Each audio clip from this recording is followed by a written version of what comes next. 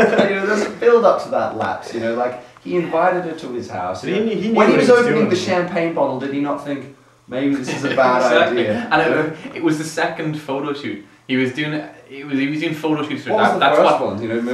It was for Vogue magazine, I think, and basically he does it in fucking Jack Nicholson's house. I mean, as if that house hadn't seen enough sex in its time. He calls the kid over there, does the photo shoot, right? And the parents are kind of a bit dodgy about sending her back because there was a few kind of odd poses that he wanted her to do and stuff like that. Yeah. But then they go, you know what? It's Roman Polanski. He's a fucking filmmaker. I mean, he's in the public eye. We can trust him. He's not going to do anything wrong.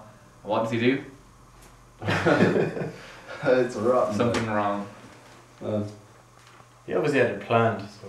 Yeah, he put thought into it, the fact that there was drugs, there was alcohol, and it was the second time. I mean, it's like if you really did I don't know if it would be too surprising for there to be drugs and alcohol in Jack Nicholson's house in the 70s. Oh, like maybe they just like grabbed like the first glasses they saw of the substance anyway. I'm sure there was, loads of... The spirit of Jack Nicholson got into Roman Polanski and was like, do it. Oh, except the things we say that, except Jack Nicholson at least seems to be wary of like asking for ID before. Yeah, I don't want to imply that I'm saying that he's a paedophile, which he clearly isn't. He's just a hero. He is, but he knew her age as well. It's not like sometimes you go to a club or a pub and you meet someone and they get in with a fake ID or something like that. Like he knew perfectly well how old she was. There's kind of a big difference between 18 and 13. Yeah, you can generally tell true. 13, right? Like 16, 18. Sometimes you're like, whoa, back away, not today, disco lady, because like it's like it's become a world where you do almost have to ID girls as you're trying to talk to them, looking for any excuse, just like when she's half your height. What's that? It's either a midget or a child. When she's like got the barrel look that adolescent girls get, and it's a horrible thing to say. Like just before they fill out, they go, but all right. Holy Lord! Because I picked this up from all the watching of adolescent girls that I did. No. I watched Lolita like twice.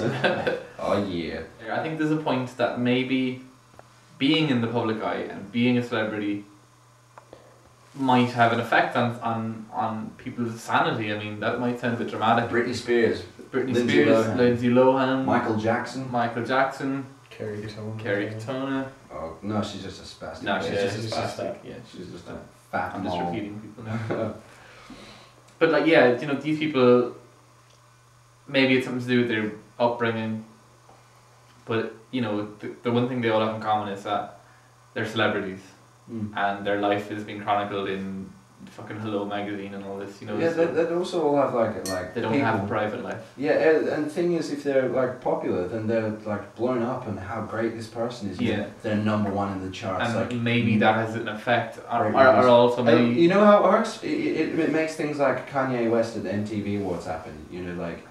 What was he thinking to think he could get away with? Well, that's just a minor example. I mean, you can hardly compare that to the rape of 13-year-old. But it is an example though of just like how people if he was regular Joe Schmo, if that was the first award show he'd been to, he would have been laughed out there. Yeah, he would have been. He wouldn't have even done it, because he didn't. He wouldn't have been able to. He would have thought he was able to get away with it, but like he really thinks he's Well, he didn't. People think he's a cunt now, anyways. Like so. Yeah, I know, but the fact is, like he thought, he could get away with that. Like the fact that he thought he could, is just a sign of like. What kind of mindset do you have when you think that your opinion is always the most important and you have to get it across all the time? But to be fair, that's what they're being told all the time, because they're constantly in interviews and they're constantly asked for their opinions and they're constantly being photographed, and eventually, there's only so many times you can walk into a newsagent and see your face on the front of 20, 30 magazines before you think, geez, I must be pretty good, pretty big, And some people can completely keep a sense of humility, but other people can't. And I'm not saying that Polanski was being egotistical or whatever and doing what he did, but I'm just saying that the level of awful things that happened to him in his life, mixed with the fact that he was, in the public eye, maybe just something clicked, and for that moment he just couldn't control himself anymore. Whereas somebody, I who's maybe more balanced mentally might have been able to think, okay, time to stop, this is wrong. Wow. Well, that was really good. That was excellent. I got nothing to add to that. I ruined it. Yeah, that seems as good a time to end as any. We in no way support child molestation or rape of any kind. However, like we define it, or Whoopi Goldberg. And none of us are here to condemn Polanski. I am. Wow. But we're here to just have a discussion and voice our opinions. That was excellent. Thank you guys for appearing on the show. No problem. It was great having you. Made some great points. We'll all shake hands now because we're very important people. We wear ties. That's what we do. I'm Tommy O'Donnell. You've been watching Polanski. Now.